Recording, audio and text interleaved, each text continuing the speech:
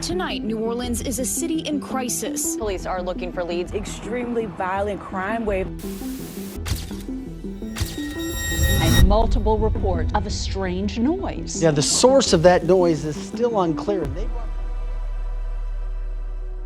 Louisiana is an absolutely fascinating place with so much history, and with a place rich in history comes many terrible tales and local legends to go along with it. From disasters to battle and even the story of a daring pirate, these small towns have terrifying stories, so let's dive right in. Starting off our list today, we have Natchitoches.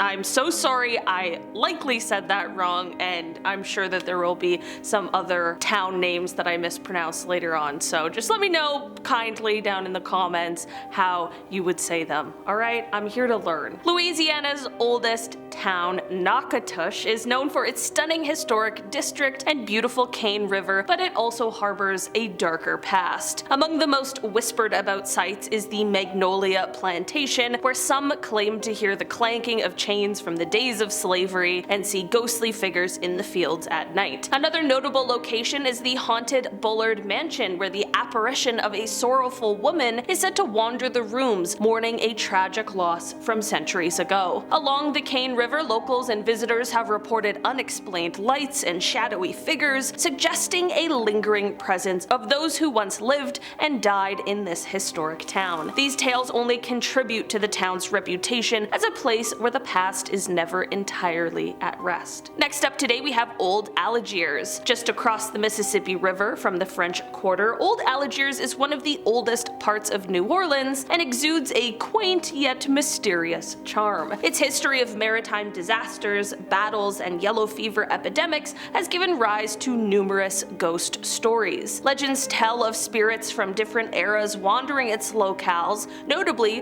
the haunted Algiers courthouse, where visitors often report eerie sensations and fleeting shadows that defy explanation. Similarly, at Algiers Point, the oldest part of the neighborhood, phantom footsteps and ghostly apparitions are not uncommon. Some believe these hauntings are the souls of those affected by the area's tumultuous events, unable to find peace, forever imprinting their presence on Old Algiers' historical canvas. Next up today, we have Gretna. Gretna is situated on the west bank of the Mississippi River, and it is a small town with a historic district that seems to hold secrets of the past. Among its most eerily enchanting sights is the Gretna Green Blacksmith Shop, an establishment steeped in folklore and whispered tales. Legend has it that the spirits of blacksmiths and patrons from bygone eras continue to inhabit this place, their presence felt through disembodied clanks of metal and fleeting shadows, and it's said that these spectral figures are not just remnants of the past, but guardians of stories untold, making this shop a focal point for those intrigued by the paranormal and the town's mysterious history. Next up today, we have St. Francisville.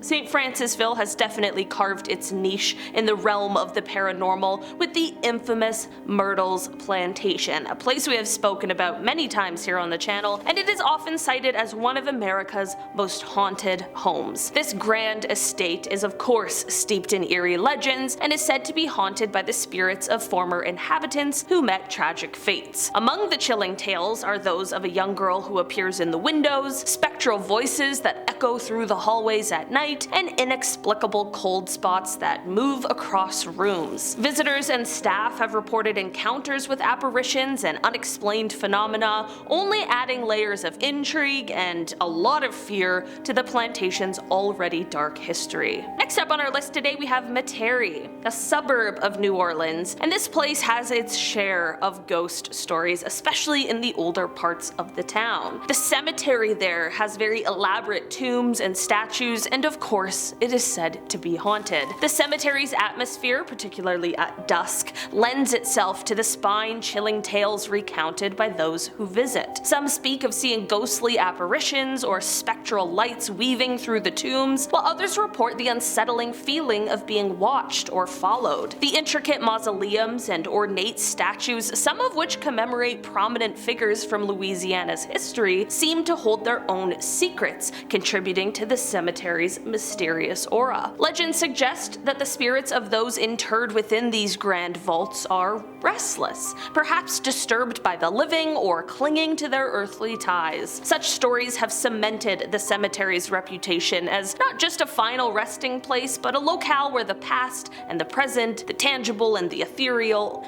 eerily intersect. Next up today we have Chalmette. The Chalmette Battlefield and National Cemetery. These are the hallowed grounds where the pivotal Battle of New Orleans took place, and it holds a deep historical and supernatural resonance. The spectral encounters reported here are not just limited to visual apparitions, but many visitors claim to hear the distant clash of arms, the urgent drum beats, and the anguished cries of soldiers echoing through the turmoil of the 1815 battle. These auditory hauntings are particularly potent on foggy mornings or late evenings, creating an atmosphere that feels kind of suspended in time. Not only this, but the cemetery, final resting place for many soldiers, is said to have its own eerie ambiance. People have reported sudden temperature drops and even the feeling of being watched, suggesting that the spirits of those who fought and fell are still tethered to this place of memory and loss, especially around the anniversary of the battle. Next up today we have Jean Lafitte. Is it Jean or Jean? Let me know. This small town, named after the infamous pirate, is steeped in legends and lore, with many believing that Jean Lafitte's spirit still lingers. Locals and visitors whisper about ghostly pirates wandering the marshes, sometimes seen from the corner of the eye, vanishing when approached. The lore suggests that these ghosts are protectors of hidden treasures, still guarding their loot even in death. The dense fog that often blankets the area adds a kind of visual mystique, giving the town an almost ethereal quality at night. Amid this fog, mysterious lights are sometimes seen moving through the trees, described by some as the lanterns of Jean Lafitte's crew, searching for something lost, or perhaps signaling to lost souls. Next up today we have Thibodaux. With deep roots in the sugarcane industry, this town not only bears the scars of its tumultuous past, but also carries the weight of its ghostly legacies. The Thibodaux massacre, an event of racial violence, is a very dark chapter in the town's history, and it is believed to have left an indelible mark on the area, with many claiming that the unrested souls of the victims still roam the town. The air seems thick with the echoes of the past, particularly at night when the boundaries between eras blur. Visitors and residents report chilling encounters with apparitions in period clothing, inexplicable sounds, and a pervasive sense of unease in certain areas. These phantoms are most often sighted near historic sites tied to the massacre, as well as along the shadowy banks of the bayous where the water whispers of old sorrows. Such tales only contribute to Thibodaux's reputation as a place where history lives on, not just in books and memories, but palpably in the very atmosphere. Moving on down today we have Frenier. Nestled near the mysterious waters of Lake Pontchartrain, this place carries a haunting legacy amplified by its tragic history of natural disasters and eerie local folklore. The town's past is marred by catastrophic hurricanes that have decimated the community, leading to tales of lost souls and restless spirits that linger in this devastated landscape. Only adding to its mystique, Frenier is shrouded in tales of voodoo practices and curses, believed by some to be intertwined with the town's misfortunes. The desolate ghost town ambiance is palpable, with abandoned structures and overgrown vegetation